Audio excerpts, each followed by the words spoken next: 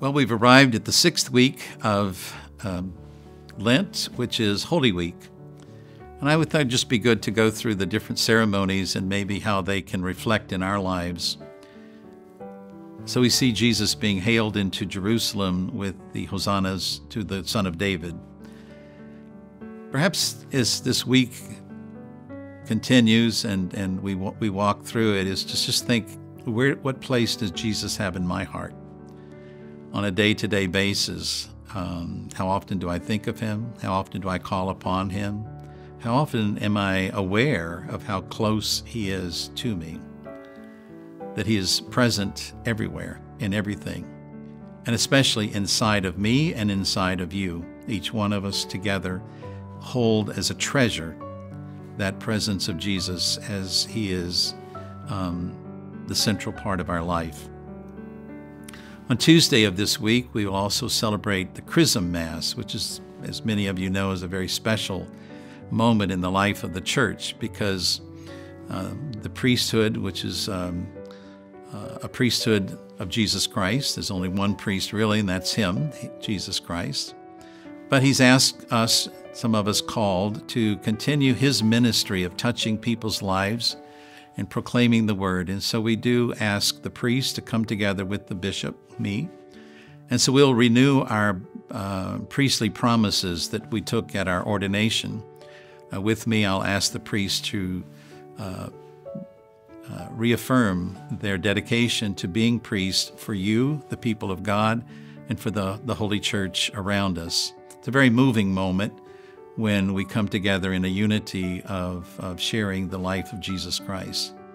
It's also a time in which we bless the holy oils used in the sacraments of the church. So we'll begin with the oil of the catechumens, which is an oil that kind of marks us to prepare us with strength to continue on toward baptism. As we baptize infants, of course, it's all in one ceremony, but as adults, we are marked with that oil, and originally in the early church, to commit ourselves to this path toward the baptismal waters, which is to incorporate us into Jesus Christ.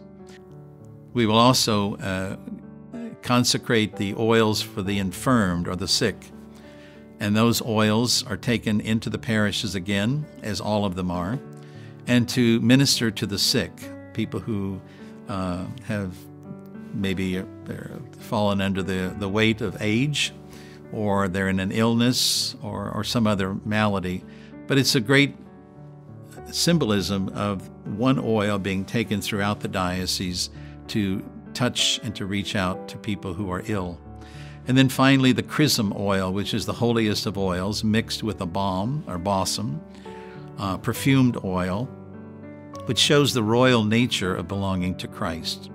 So that oil is used for baptism. As one is baptized, the oil is placed also on the top of their head to show their nature of being a royal priesthood in Jesus Christ. It's also used at confirmation to continue the journey of being a disciple of Jesus Christ, and again marking us on the forehead with the chrism oil.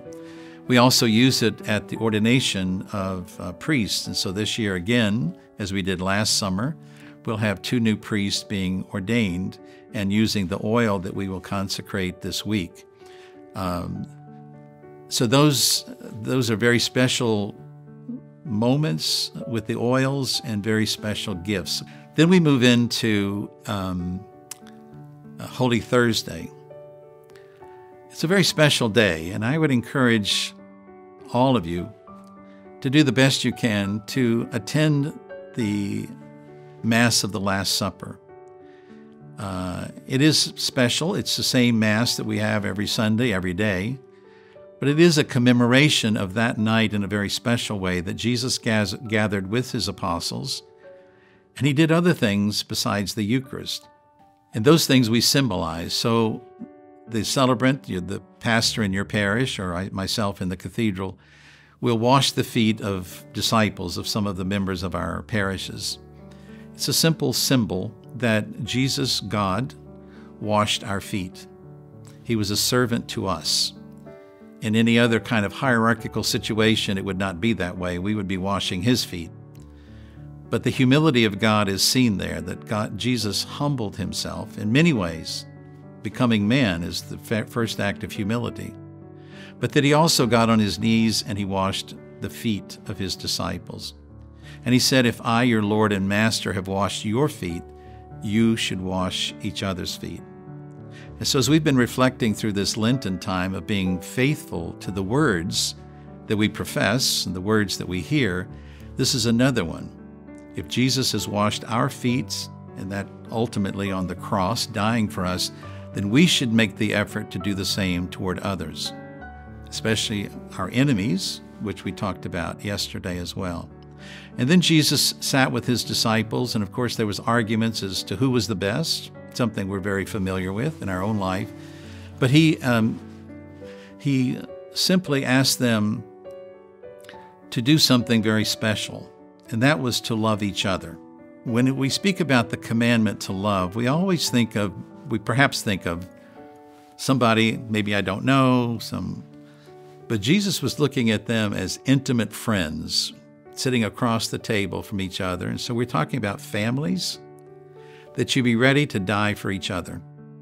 That's the culmination of the greatest love, to die for someone else.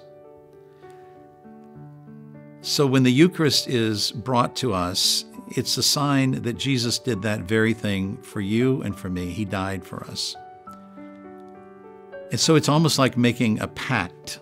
A family can sit around the table every day or every so often and just say, you know, what love really is. I'm ready to give my life for you.